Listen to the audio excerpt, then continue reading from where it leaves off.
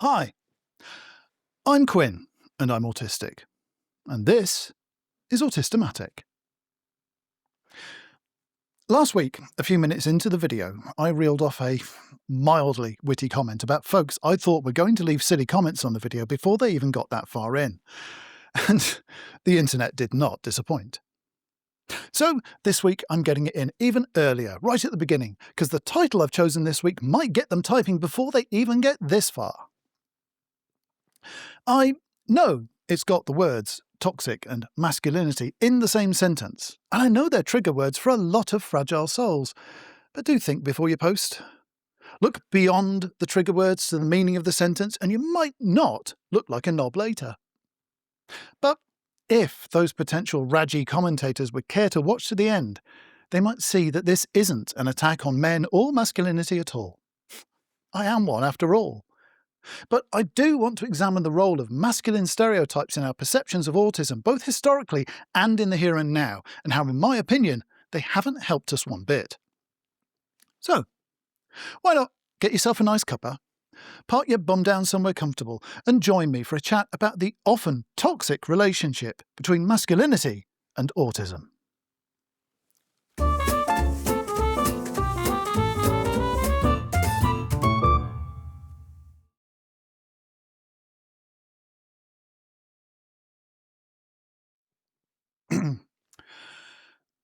What's the ratio of autistic boys to autistic girls worldwide? By all means, pause the video to look it up and come back if you want, but if you do, you'll overwhelmingly find the figure of 4 to 1. 4 autistic boys for every autistic girl. And that's how they always put it. Boys and girls, not men and women or males and females. Boys and girls. And because they're kids, they can avoid putting in an other category too. But that's another issue. Now, how long do you think we've all been quoting that figure? I first heard it as an estimate about 15 years ago. And then there was a meta-analysis done about 5 years later that appeared to confirm it. But it didn't take long for that to start being debunked, and it's got to be said that it flies in the face of much of what we see around us.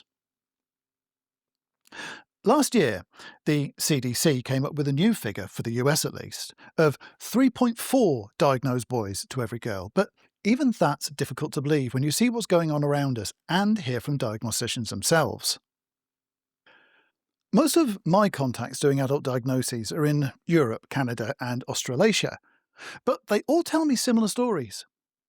For years, they've seen their numbers of adult female diagnoses rising to the point where they're now equal or outnumber the men, sometimes by a significant amount. A couple of them have even specialised in diagnosing women and girls, and they're not short of clients. When you factor in the inquiries that don't actually lead to an appointment, the numbers are apparently even higher. I took a gander at my audience split on YouTube the other day, and that doesn't suggest a 4 to 1 ratio either. 53% male, 46% female. OK, us gents slightly outnumber the ladies, but it's not 4 to 1, is it?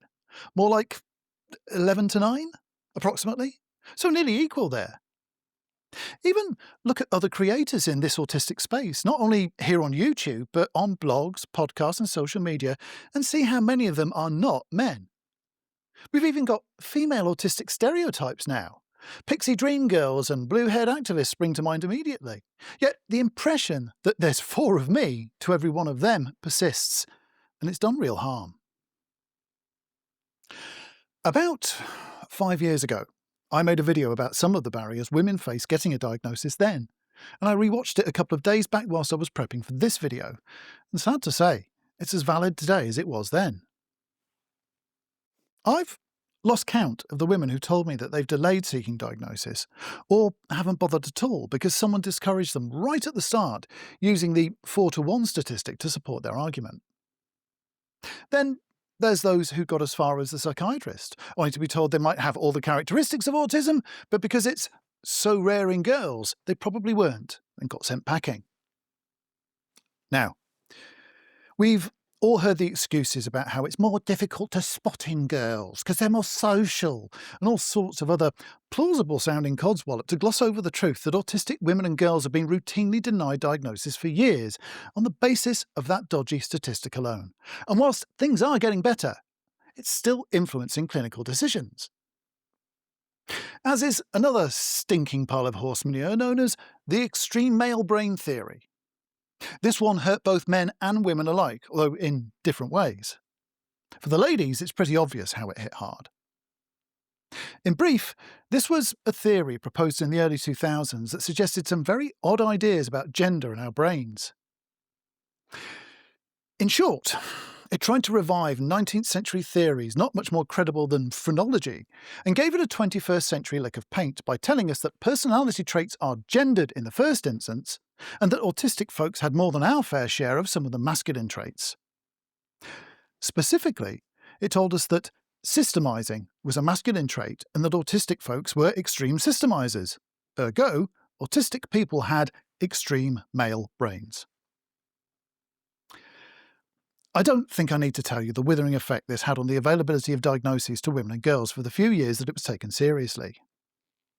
By entrenching the idea already in place with the 4-to-1 stuff that autism was a distinctly, no, extremely male thing, even more women and girls had the doors closed on them before they even got going. And what about the psychological effects?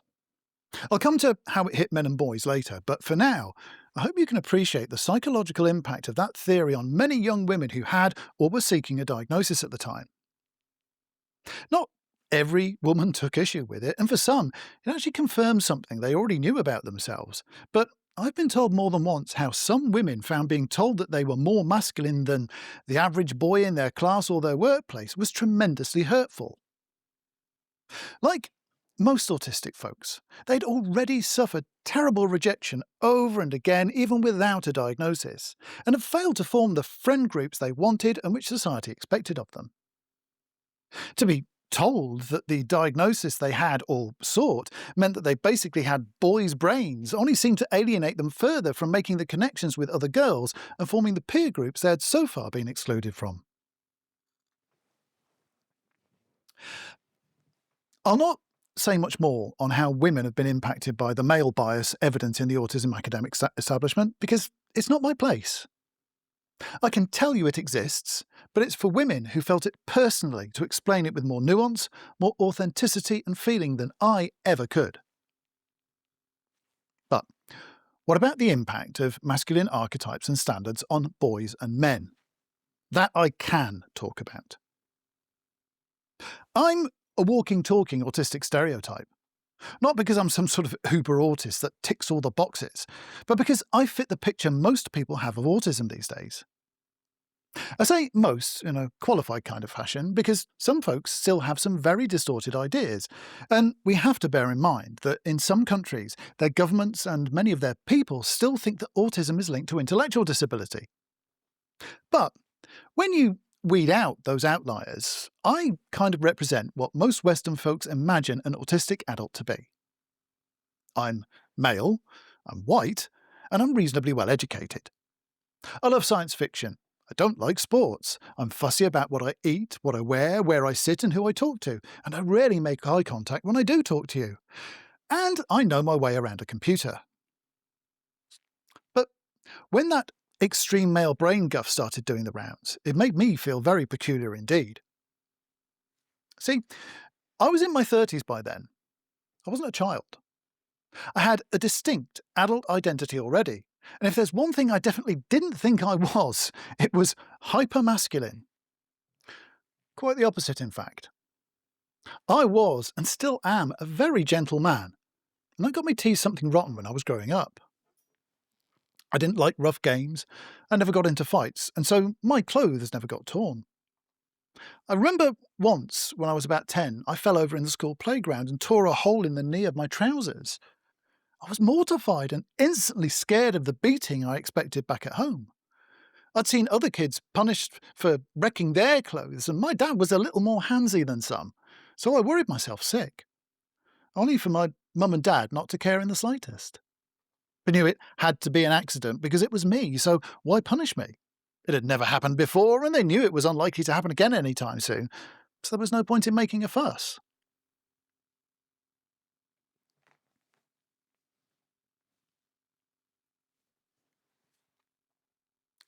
As far as school was concerned, my thoughtful, non-confrontational, non-violent nature got me into more trouble than any of the bullies who tortured the crap out of me. It wasn't what my schools or my parents valued, you see.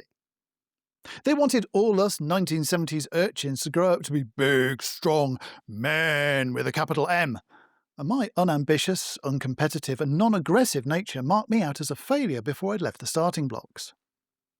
So, when I got beaten on or called names, I was the one chastised for not punching my bullies back harder, for allowing myself to get wedgied by boys twice my size, and for basically asking for it by willfully being so weird.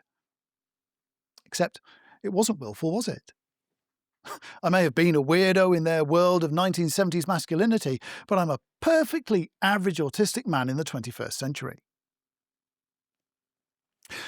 But all those years of having my masculinity questioned didn't leave me unscathed. I'm 55 at the time of recording, and I've been happily married nearly 20 years, but I didn't properly understand and accept that I fully meet my own standards of masculinity until a few years ago. 1970s masculinity wasn't something I could ever live up to, but then it wasn't very realistic.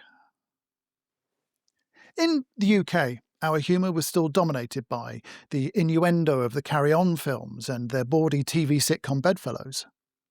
From sitcoms to soap operas, kitchen sink dramas to cutting-edge reporting, we sat in front of screens depicting casual, nonchalant prejudice on all channels. Racism, xenophobia, homophobia, ableism and sexism filled the airwaves, and the newspapers as well, every day. And it had a distinctly masculine vibe to all of it. Women, with the exception of those angry, bra-burning women's libbers that we saw on the news, were still the gentler sex, and to be protected by us men with a capital M, stout providers and defenders of faith, home and country. Of course, all that hard work, earning and defending gave men certain rights, of course, to bedtime fun whenever they wanted it, and any woman who refused was frigid and needed sorting out. If they meant it, of course. Every man knew that no didn't always mean no. At least any real man would know that. Nudge, nudge, wink, wink, say no more. Everything I was taught in the 70s and 80s about what it meant to be a man with a capital M was tinged in some way with competition, aggression, entitlement, and the God-given right to have the last word on everything. But it never sat right with me. It didn't feel like the way I wanted to behave. In fact, I very much doubted I could carry it off if I tried. I wasn't then, and I'm still not the slightest bit aggressive or competitive, and that more than anything else seemed to call my masculinity into doubt. I've never kicked off a fight nor intentionally started an argument in my life, and I've never wanted to either. I've no desire to be more popular, more respected, more influential or affluent than other folks. I don't measure myself by anyone else's achievements or possessions at all, and that somehow made me not masculine. But I was lucky to be growing up in a world that was slowly waking up to the possibilities of a post-war cooperative way of doing things, both politically and socially, balanced not by might and bluster, but by diplomacy, mutual respect and shared goals. With post-war austerity well behind us and reconstruction of our broken cities well underway, there was room for belief and optimism, even under the shadow of the Cold War. The city centre, where I grew up, was still half rubble, the scars of fascist bombs cleared and raked over, but no less of a reminder of how evil men, with a small and a big M, can be. Perhaps that's why our parents, mainly boomers, were so determined that we would grow up somewhere safer than the nightmare that they'd lived through or narrowly escaped. They were the same age as older Gen Z and younger millennials would be now, mid-20s to mid-30s, and they were the protesters, the activists and the narrative shapers of their day. My parents were a little older than most of my peers, though. They were both born pre-war and lived their early years under the threats of air raids and invasion. My mum grew up in the same city I did and remembered those empty plots of wasteland when they'd been municipal buildings, businesses and family homes. And most of my school teachers were a generation older than my parents and themselves had even more old-fashioned ideas about gender roles. It balled together into a tangled mess of confusing ideas about what was expected of me or not, what was right and what was wrong, and none of it made sense. When I went to Sunday school, I was taught that I was right to turn the other cheek, to never strike first, to share with others and to elevate my fellows, whilst other adults were drumming into me that not being aggressive, not liking competition, not wanting to have power or advantage over other folks was me letting the men's side down. I would get told to shape up and be a man about whatever it was I was getting bawled out for at the time. Then, every time I sought compromise or a win-win solution to a problem, I got told I was taking the coward's way out, and on and on and on. But then, when I got my autism diagnosis, it all started to coalesce. These weren't just personality traits anymore. They were clinically significant indicators, and it soon became clear to me that I would never be able to do the kind of man with a capital M act that most of the adults in my life wanted me to do. I wasn't, and still am, far from alone in feeling that way. What we see as feminine or masculine standards of behaviour, language, ambition and aggression have changed so much since I was a nipper, but maybe not enough. Lonely, alienated autistic boys are still growing up into unfulfilled, unhappy men, and failing to meet the standards of masculinity received from their parents, their schools, and elements of the media. And as the increasingly unattainable basics that remain core to the traditional concepts of male pride, like a steady job or a secure home, are pushed out of reach of younger generations, that gap between what society demands of us and what they feel they can achieve will grow wider. Many autistic boys, already on the fringes of their social groups, will feel it all much harder. And it's that pain, that vulnerability, that made a lot of autistic men go a bit potty when that extreme male brain theory came out in the early 2000s. Like I said before, I was in my 30s by the time it gained traction and lived a fair bit of life by then. So my reaction was more confusion and skepticism at the time, but not so in a lot of the forums and the early social media. All of a sudden, those lads who had suffered similar assaults to their masculine identity, but perhaps had a little more aggression and maybe misplaced pride in their hearts, took it as validation. No longer were they the half-men they'd been convinced they were by disapproving adults previously. This new theory proved what they knew all along. They weren't inferior or lacking as men. They were extreme males. The phrase hypermasculine popped up, and out of nowhere these boys and men started popping up acting like their brand of autism, or Asperger's as they were mostly diagnosed at the time, made them somehow superior to all other men. They were not the first of the so-called Aspie supremacists, those who believed that their autism made them superior to the normies they now felt justified in despising. But they certainly embraced their ideas. They couldn't take their rightful place at the top of the food chain by reason. They'd find some autistic billionaire to buy an island of their own, and then they'd show the world how it's done with their perfect society. They were the main reason I cut myself off from the autistic world online for over a decade, because the kind of toxic, separatist bullshit they were coming out with made me sick to my stomach. The misconception that autism has a male bias comes from academics treating it like a series of pathological behaviours, then applying regional gender stereotypes to those behaviours and claiming those to be universal. For the last 20 years or so, the autistic community has been slowly working together to decode the thoughts and feelings behind those behaviours, because few others have shown much interest in the why of it all. And what we find? doesn't support the idea that there's any gender bias in numbers or in the core nature of our autistic traits either. There's nothing intrinsically masculine about needing more information to make decisions or needing routine. No male claim on emotional differences or delays in processing. And if the chastisement I received as a kid was anything to go by, definitely no male role models I was told about who suffered acute pain from their sensory sensitivities. Autism is a human condition, not a male one or a female one, just human. And the sooner everyone gets together on that same page, the better the chance we have of building a better world for us all. And, in a bizarre twist of fate, just before I sat down to film this, my wife told me she'd sent me a link to an article she saw online yesterday. I'll pop that link in the description. It seems that the research I said hadn't yet been done might actually just have been done after all. There's a new paper been published in Sweden analysing autism diagnosis rates by gender, and they found, similar to the American CDC last year, that in children, around 3 to 4 times as many boys got an autism diagnosis as girls. But it's a completely different picture for adults.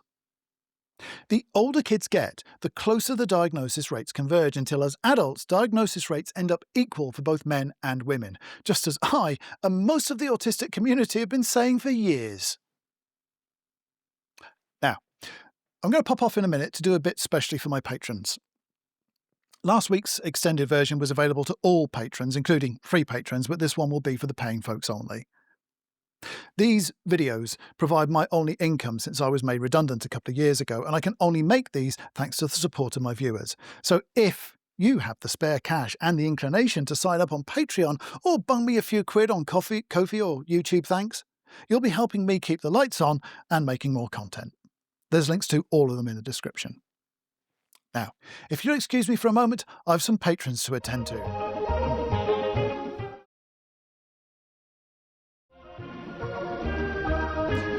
Oh, hello again, YouTube. Just a quick heads up to you all.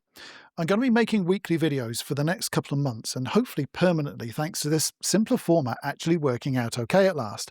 But the next few weeks are going to be hard on me physically. Most of you know I have an aggressive form of arthritis in my spine that makes it difficult for me to walk, and the main treatment keeping it under control are what they call biological drugs. Injections I have to do every fortnight that keep me walking, taking care of my wife and making content. I've been on the same drug for about a decade now, and the MRI tests I told you about last year were in preparation for a change to a different drug in the same family, which my doctors think might work better than the one I've been on. The only catch is I have to flush the current one out of my system before starting the new one, which means going without treatment for about a month. My last injection was over 2 weeks ago, and I'm really starting to feel it. The last time I went without due to a supply chain problem, I was shuffling about like a George Romero zombie after 2 weeks, so I'm pretty sure after 3 or 4, it'll be pretty tough. So, if I look a little tired on screen or you notice me looking a little bit red around the face over the next few weeks, don't worry that I'm going down with something or that I'm approaching burnout. I'll just be genuinely knackered and not a little bit sore, but it's all in a good cause. I want to pick up what we started last week about feeling competitive in a minute, but first I wanted to pick up on a couple of comments from last week. Some of you might have noticed that Ben, whose comment I picked up in last week's video, said hello to everyone in the comments there, so please say hi back if you see him again. He's still working out where he is on this spectrum, or if he is at all, so he's along for the ride with the rest of us.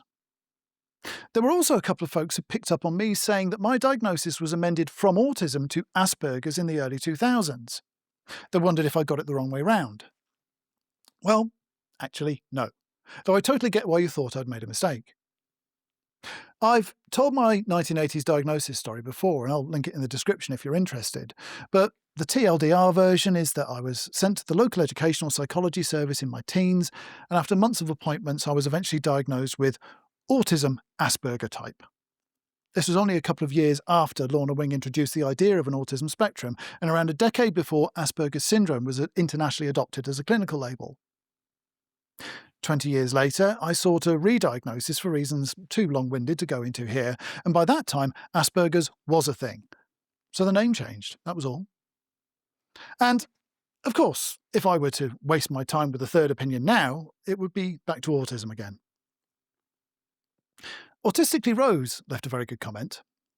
She said, I struggled for the longest time before I got my diagnosis because I was conflicted with the link between autism and honesty. When I first started the research, it came up over and over again that autistic people were too honest and learned to lie late or never. This confused me because all the other traits lined up, but I had a reputation as a liar as a child. Although Rose is diagnosed, this is similar to many of those "I think I might be autistic but" questions I talked about last week. Now, I replied to Rose already, but I wanted to expand on that reply a little. I, too, had a reputation as a liar myself as a child, but I earned it before I'd ever knowingly told a lie, and that's actually a pretty run-of-the-mill thing for autists. On paper, I'm hyperlexic, but a pedant might argue that technically I'm actually hyperverbal. That is, that my extended relationship is with words in all forms, not just written words. I started speaking very young as well as reading, and when I got as far as conversational speech, I was rapidly picked up for being both painfully blunt and verbose. People joked that I sounded like I was born middle-aged because my attitudes and comprehension seemed too grown up. But at school, it all went belly up, as so many things did. That's when I started getting accused of being a liar and a fantasist, which, given I'm aphantasic, is quite amusing in retrospect. I used to read almost every waking hour, and I had a special affection for my collection of random volumes of vintage encyclopedias. I was full of fascinating facts gleaned from them that I naively thought made me interesting and useful when I randomly quoted them at adults. Of course, for vintage you could also read out of date, and so some of the facts I learned weren't very accurate anymore. And it only took me to be caught out once by a teacher for me to gain a reputation for lying and making shit up. That undoubtedly added fuel to the fire when, for unconnected reasons, I started getting accused of dishonesty by my parents. Now, as an adult who hasn't told a tall story, and as long as I can remember, it still happens from time to time. When it suits someone to believe you're a liar because the truth is inconvenient, never underestimate some people's willingness to tar and feather us rather than admit their own failings. And whilst I do delete the nastiest ones, you'll find a fair few comments on my videos from people who think I'm talking out my arse now, too. Now, this last one is a question put by Stacey.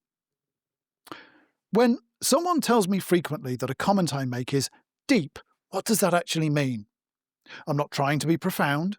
All I'm doing is saying what I think. What's this person trying to say? Be shallow? Sounds absurd, I know, but we all know something like this can eat at us. I think this is a good one for the community to answer, so please leave your input in the comments below this video and we'll discuss what we come up with here in a week or two. I know that plenty of us can relate to what Stacey's talking about. I know I certainly do. The prematurely middle-aged comments I mentioned just now probably came from a similar place. I guess we're asking where the idea that we're speaking about unnecessarily highbrow topics comes from, and what we all think folks expect us to do or say after they pick us up on it. So leave your thoughts about Stacey's question under the pinned comment I'll put below, and I'll gather them together with my own thoughts and report back in a week or two. Right. Last week, I asked you all a question about how you feel about competition, and I got a tremendous response, so please keep them coming, both in the comments and on email. I am learning a hell of a lot from this input. And I'd like to add another little question to the competition topic, something that came up when Jen from Neurodivergent and I talked about this a while ago.